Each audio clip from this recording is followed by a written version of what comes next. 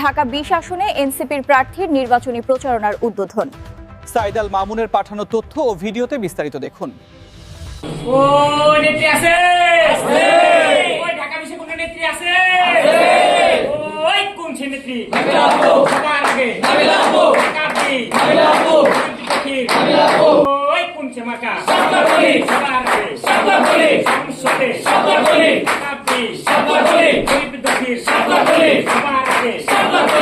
আল্লাহ তাআলার নামে আমি শুরু করছি। আসসালামু আলাইকুম। আমি প্রথমেই আপনাদেরকে ধন্যবাদ দিতে চাই আজকে আমাদের এই অনুষ্ঠানে আসার জন্য।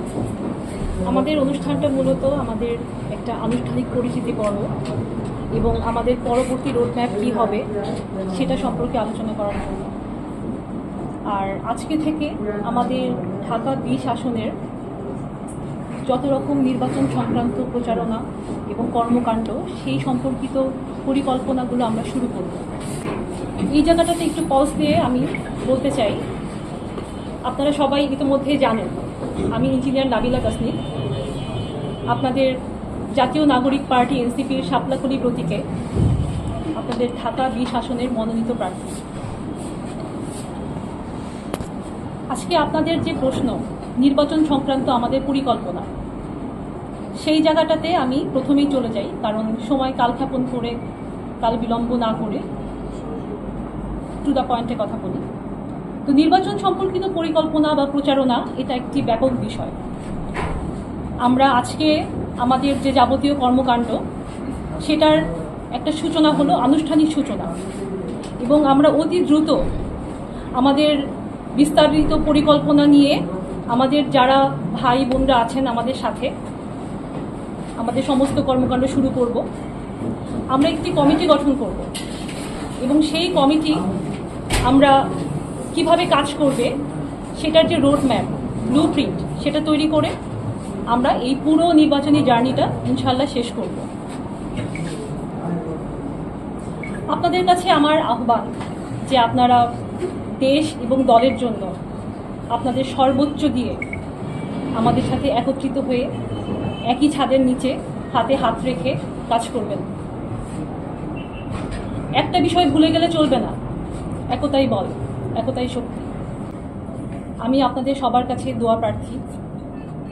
আমি ঢাকা ২০ আসনের ধামরাইয়ের একজন সাধারণ গর্বিত নাগরিক হিসাবে নির্বাচন চলাকালীন সময়ে এবং নির্বাচনের পরেও আপনাদের সবাইকে নিয়ে আপনাদের সাথে থাকার অঙ্গীকার দিচ্ছি। ইনশাআল্লাহ আমরা সবাই মিলে এই পুরো এলাকাটাকে ঠেলে সাজাতে পারবো, সেই শপথ আমরা নিতে পারবো এবং বাংলাদেশকে অত্যন্ত সুন্দর এবং সার্থক একটি দেশ এবং রাষ্ট্র ব্যবস্থায় পরিণত করার যে পরিকল্পনা সেটাকে বাস্তবায়ন করার জন্য আমরা গুরুত্বপূর্ণ ভূমিকা পালন করতে পারবো। আরেকটি মেসেজ আমাদের ধামরাইয়ের তরুণ প্রজন্মের জন্য ছোট করে দিতে চাই। আমরা আমাদের অনেক কথা আছে আপনাদের সাথে বলার জন্য, আমরা বলবো, কিন্তু একটি কথা না বললেই নয়।